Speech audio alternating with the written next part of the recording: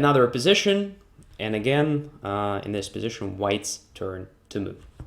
Let us start with the evaluation. So first, material balance. We can see that white has only 2 minor pieces, when black has 3 minor pieces, and the rest of material, for pieces, is equal. So to compensate this missing minor piece, white has 2 pawns. And at the same time, we can see that black's king is exposed. So white can try to attack the king. That is the most natural idea here. Probably white just sacrificed a minor piece for this attack. But let's try to notice other features that might be important for our evaluation and for our calculation process. So we can see that black has majority of pawns on dark squares, which means that light squares in general are quite vulnerable, and this might be a problem. It is really necessary to understand because we have a light squared bishop, a typical piece to attack through weakened squares of a concrete color. So here we have quite good perspective for our bishop maybe. So at the moment it is not very active because it is limited with the own pawn on e4. But there is another diagonal which might be useful in the future. So this diagonal a2 g8, and our bishop has a direct access to that diagonal, and it is very important just to notice and to remember. As for other pieces and squares, so we have very active queen, knight and rook already on the king side, so very close to the king, opponent's king. Actually, we have different possibilities to check the king already, and that is very good because probably opponent's king is our main target here, since it is exposed and we have a material disadvantage, so we have to be aggressive to compensate this disadvantage. Our rook on a1 is not that active, but it is only one move before activating. So after rook goes to f1, it joins another rook on the f file, and well, it might be quite dangerous to our pawn. That is also a good sign. As for black pieces, so we can see that some of black's pieces are not on the king side, so a bit far away from the king side, a bit far away from the king, which might be very good for our future attack. However, for example, the queen, right? So it is far away from the king side, but at the same time, it is not that far because it controls the 7th rank. So just imagine the bishop f7 goes away somewhere and queen joins the defense. So it is a good moment for black's future defense. As for other pieces, we can see that knight on c6 is quite passive. So d4 square is controlled. It can't occupy d4 square. Probably it can't join the defense so easily. For example, a natural idea to put the knight on e7 to be closer to the king than maybe to g6. But when knight goes to e7, it breaks the connection between the queen and the rest of pieces on the 7th rank. So one piece can't join the defense. It is also a good sign. Rook on e6 controls the 6th rank, so it prevents our direct activity with the rook. So it attacks our rook at this just directly at the moment. So our rook is hanging on f6, but rook e6 itself is also under pressure. So as you can see, it is attacked by our rook and our queen. Well, black has 2 defenses at the moment, so we actually can't win material by taking the rook, but we have to remember this moment because it is very important for our calculation. So every time when you see such a pattern, when well, there is a dynamic equality in the quantity of attacks and defenses, it doesn't mean that it might be not changed. Actually, this is a sign of different options to exploit the overloadness, right? So, for example, when the bishop f7 goes away somewhere from diagonal g8, a2, we can pick up the rook. The same is for the knight. So if we force our opponent to leave those squares with the knight and the bishop, we can win the material. So it is very important just to notice and to understand before getting to concrete calculation process, because in many variations when you will search for a decision, well, this grabbing material can just solve all your possible problems. For example, you will see now.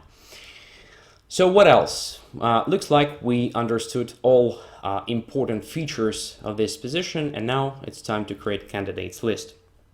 Again, let's start with checks. We have different ideas here. So we have queen h4 check, we have queen takes g7 check, and we have rook to h6 check. Well, it's not so hard to understand that queen g7 makes no sense. King simply takes on g7. We have no enough resources to continue the attack. After rook h6, the same. Rook simply takes on h6 and nothing really changes. So the only normal check here is queen to h4. After which we can see that we control h5 square twice. So our opponent has no chances to block our queen, and the only move is king to g8.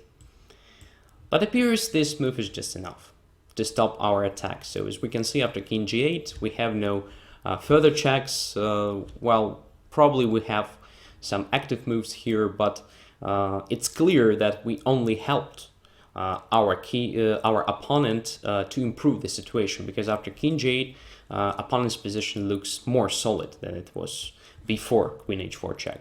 So here, as you can see, this direct check doesn't work. Now for captures. Again, queen g7 we already evaluated. It makes no sense, it's stupid. We have two possible captures with the rook. Rook takes f7 and rook takes e6. Again, rook takes f7 looks stupid because of queen takes f7, and black's position became better, so queen joined the defense, and we have less attacking possibilities here. Well, we can continue with the something like bishop b3, but come on, at the moment we are one rook down, and even if we capture an e6, for example, well, our opponent still will have an extra minor piece, so it's not enough, and our attack simply doesn't develop. So rook takes a6, another possibility, another capture that we have to evaluate, to calculate, and after that, for example, bishop takes on e6, and again we can see that nothing really changed in the sense of our attack. At the same time, black's position became more solid because now queen protects the knight.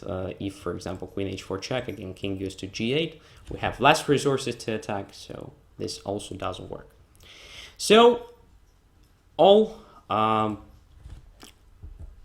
most active moves at first glance, I mean, checks and captures just lead to nowhere.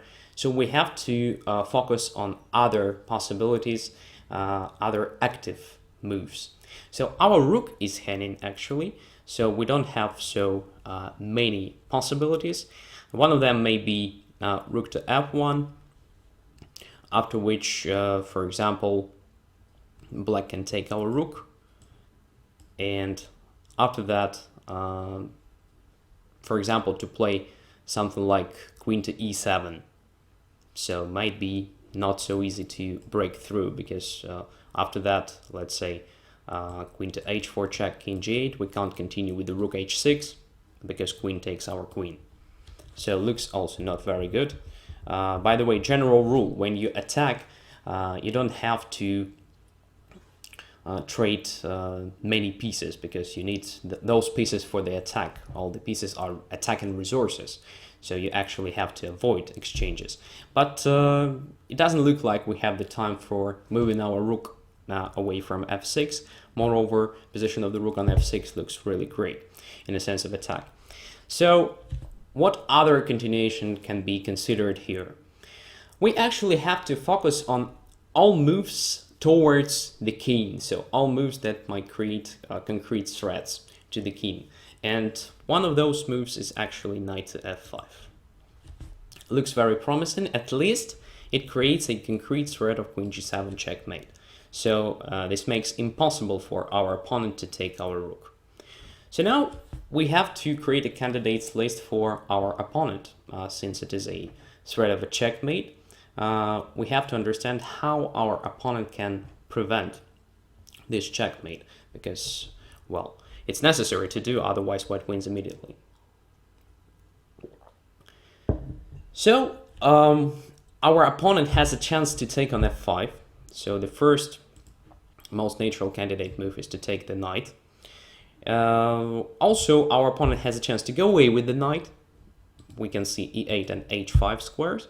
So let's start with this amount of possible replies. So knight takes on f5. In this case, again, we have to consider checks first, and appears that queen f5 works just fine, attacking the king and the rook on e6. So as you can see, we have two attacking pieces, and we just pick the rook next move. After king g7, rook takes e6. Well, we have to understand that our opponent has no chances to win the material back, and it's enough for finishing this knight takes f5 line, because as a result we have two extra pawns. It is more than enough to win the game. So maybe we have something better, but it's not necessary to calculate something better. It's not necessary to find the best continuations in such a situation. So when you have a chance just to achieve a much better position, you see that, okay, I have a chance to do that, so come on, it's enough to evaluate the line. So when the position will arise on the board, you will probably reassess your previous intention, and you will see if you have something better. But for the calculation purposes, it's enough. So you win the material back and come up with two extra pawns. That's enough. So knight f5 doesn't work. What else? For example, knight to h5. Also possible move, just going away with the knight. But here we can see exactly this problem with the overloaded bishop f7, because bishop, as you can see, has to protect the rook and the knight at the same time. So again, maybe you have something better, but it's enough just to understand that you have a chance to take the rook on e6. After which there is a threat of rook h6 checkmate, and if your opponent takes the rook, you take the knight, and so on. It's not interesting what happens then, because you have two extra pawns and continue an attack. Okay, so knight h5 doesn't work. We have only one move with the knight, except for knight f5 and knight h5. It is knight to e8. And now we can see that situation changed, because g file is open, h file became more vulnerable since the knight can't get to h5, and your knight is in the game and now controls important squares and also can join the attack. So queen h4 looks here the most natural move, just attacking the king and forcing the king to g8, only square. And again, it's not necessary to search for a checkmate here. It's enough to understand that after natural check, knight h6, you just capture bishop f7, next move, winning the queen. King g7, rook takes f7, and you have decisive material advantage with the attack. So all that moves with the knight don't work. Let's try to support the knight somehow. So it's possible to do with the help of the rook from g8, and also by moving the bishop somewhere. So let's start with the rook. After rook g8, as you can see, the king became completely vulnerable, so queen goes to h4, check. The only possibility to save the king here is to block our queen with the help of knight h5 or bishop h5, and in this case, again, the bishop is overloaded, so at least you have this rook to e6 with the extra exchange and continue an attack, because if bishop takes on e6, then queen h5 checkmate already. And again, you don't even need to understand that it is a checkmate, because you just regain missing material having 2 extra pawns. That's enough. So bishop h5 the same, rook takes e6, and then queen takes h5, wins. So rook g8 doesn't work. Now for bishop moves. For example, if bishop goes to g8, this move looks really ugly, but we have to consider all possibilities when we come up with the decision in a sharp position, especially when we are down a material. So bishop g8 also leaves h5 not protected, so queen h4 simply wins. Knight h5, queen h5, checkmate. What else? Bishop to e8, going away. Again, we saw that in many lines we just won after queen h4. Why not to consider this move again? So queen goes to h4 check. If something goes to h5, then we just take the rook on e6. It's more than enough. So king g8, the only possibility.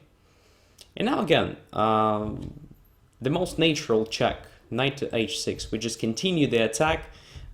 We bring up another piece to this very pleasant process and force the king back to h7. And now how to continue? Well, knight to f7. Also very natural idea, just to get closer and closer to opponent's camp with the tempo. So after that, for example, king goes to g8, queen jumps to h8 with the checkmate. That's it. If knight goes to h5 here, well, we take the knight, and the rest is not interesting, because at least we regained a missing material. By the way, after this king g8 move, white has another interesting solution. It is rook to f8 with the sacrifice of the rook.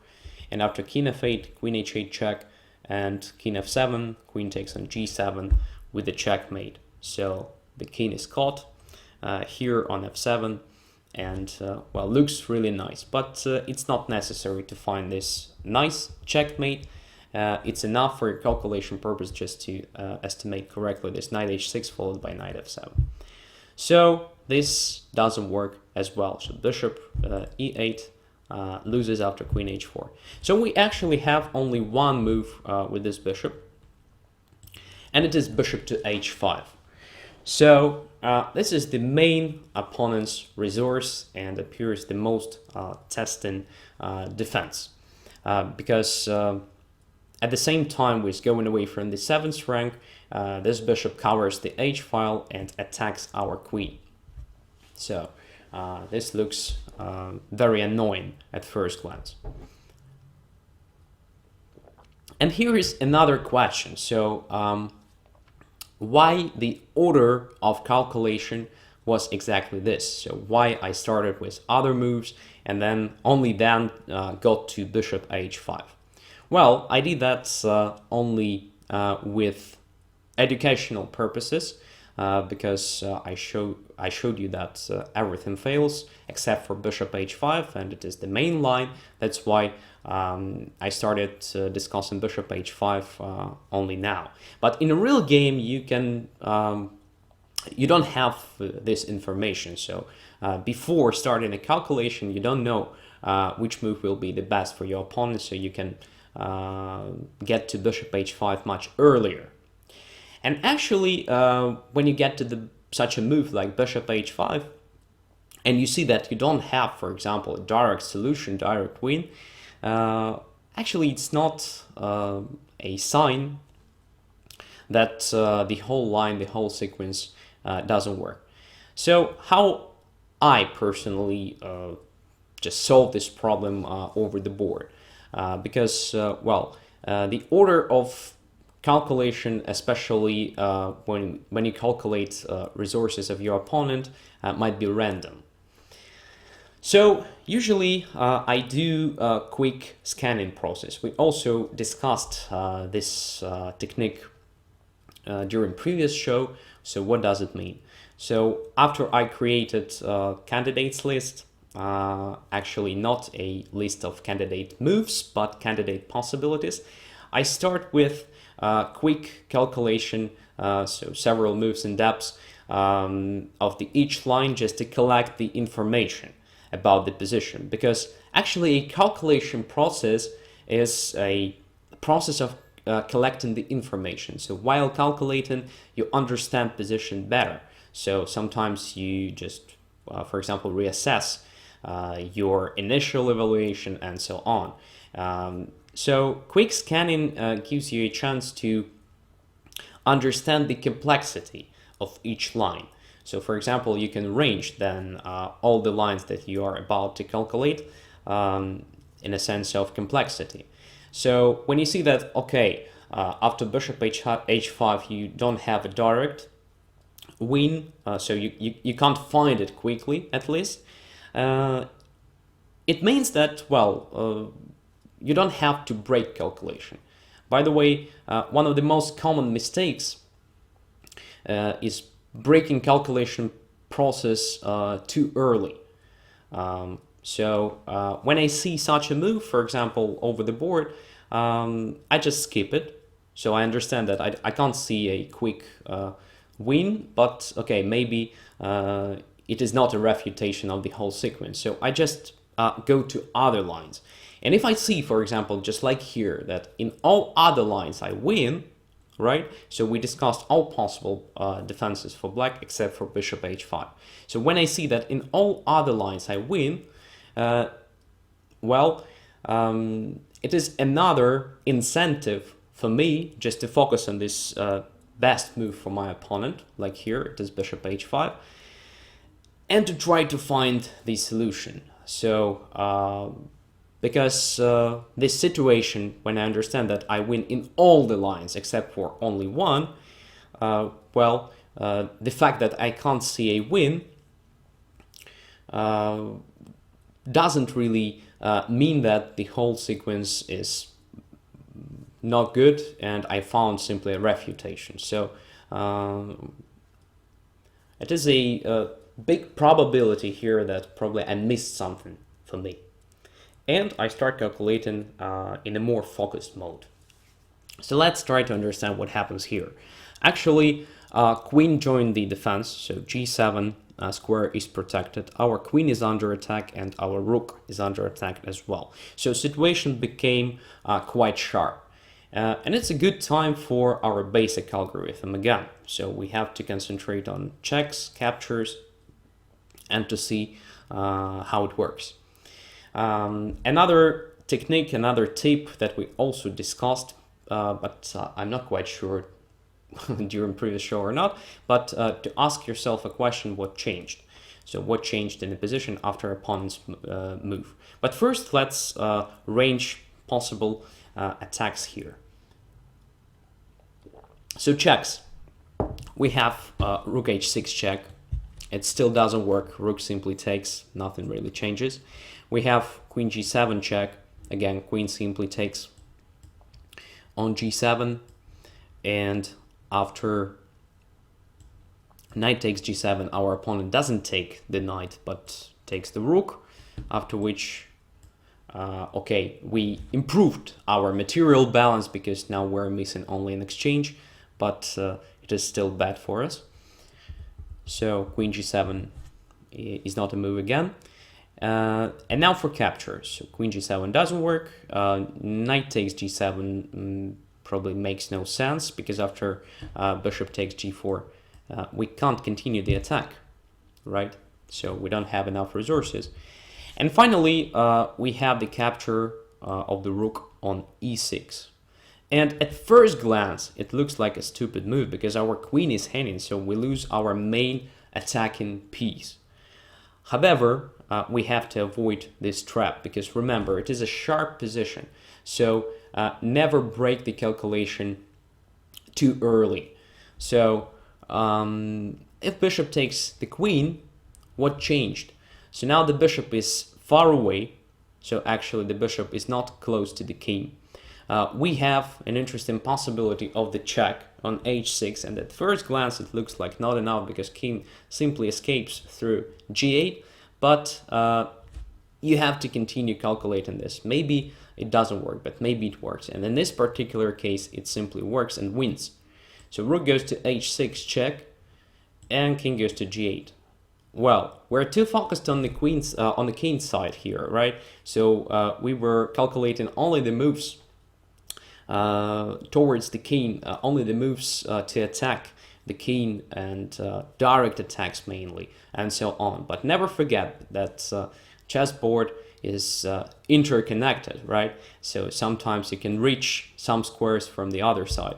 And here, the bishop, c2, that was quite passive for a long time, just plays the decisive role. So bishop goes to b3 check. During initial evaluation, by the way, we discussed and noticed the importance of that diagonal. And now, when his counterpart went to g4 and has no chance to save the diagonal, bishop just goes to b3 and attacks the king. And as you can see, all these moves like c4 and knight e6 make no sense. They don't change the situation. And after king f8, for example, we just continue with the rook h8, and this appears a checkmate.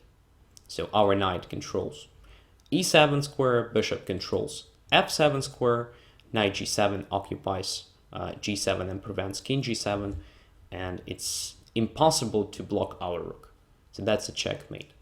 So as you can see, it is very simple actually to miss such an opportunity, especially when it happens in your mind, right? I mean, the position. So you just imagine this position, you visualize the position, but okay, there are several psychological traps. So the first, you're too focused on the king side.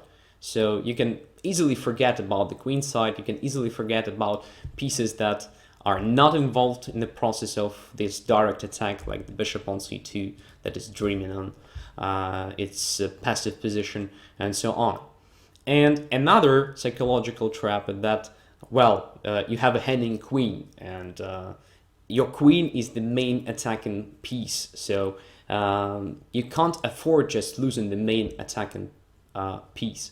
But believe me, you have to check these continuations, even if they look really strange at first glance, especially when the position is sharp. So our algorithm simply helps here not to miss an opportunity.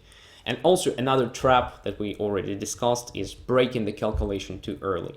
So usually how it happens, rook takes e6, bishop takes on g4, this happens in your mind, and okay, you just tell yourself in your mind that, come on, I'm down a queen now, I have only two pieces around the king, so it can't work, definitely. But come on, just keep calculating a few moves deeper, and you may find that, come on, you have such a beautiful attack. So rook h6, king g8, bishop to b3. Because for a checkmate, you don't need a lot of pieces. For a checkmate, you need only perfectly coordinated pieces, just like here. So you have only 3 pieces in an attack, but it's enough to checkmate opponent's king, while your opponent has a great material advantage. So probably the best defense is to play knight e6, actually. Bishop takes e6 and queen to f7, but this leaves you with just enormous material advantage, an extra rook.